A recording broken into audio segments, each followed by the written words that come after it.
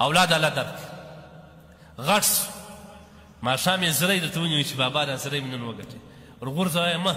خره بې عقله د خلکو دا چې ځوانان سي په زرو یې ګټي چې ما هغې چې راسه زری راته ونیسه ما استغفر الله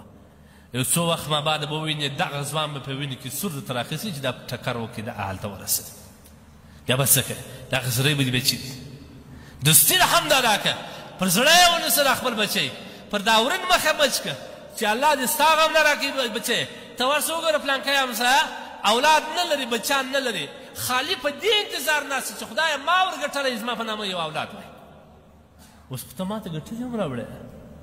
اوس خو ته راګټې هم ما ته بچې ډېر شکرګزاره دی یم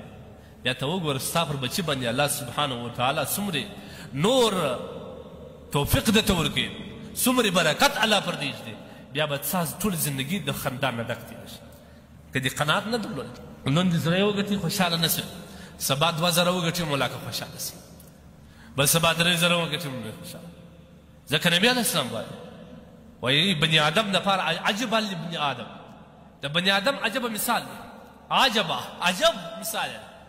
اول وار خواست کې لا دغه یوه واله د سرو زرو راته وبیل یوه واله به ستا واله څه به کوي خو د سرو زرو 1 کیلو راواخلي ټول زندګي دي دا پیسې بس دی خواست کې لا دا یوه واله د سرو زرو را ماته وبیل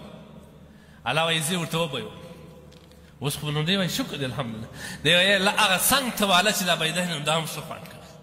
الله وایي زه د ازمایش کوم هغه څنګ ته واله هم د سرو زرو ورته وبیل دا حدیث دی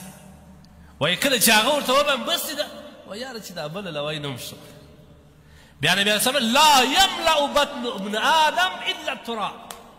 د بني آدم خېټه به نسي ډکه چې شل والې د سرو زرو ته وبه یې نه ډکېږي مګر کله چې خاورو ته وسپارئ بیا چیرې پسې وټکولې خاورو ته دې ورننستئ بس هلته دی موړ شي نور بیا نه غواړي زموږ زندګي هم دا رقم ده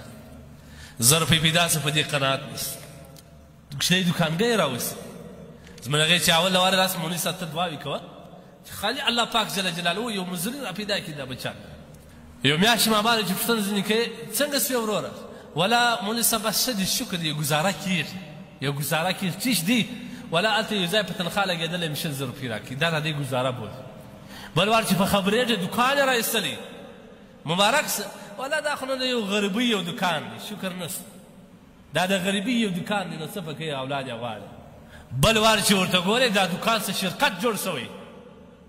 څنګه ژوند دی ولا دا خو نو شرکت ته ورسه در وګورې در ما څونه خلک شته هغه ولا که دا زموږ زکات لا ولا که ټول عمر په دې کې په دغه غم کې تېر شي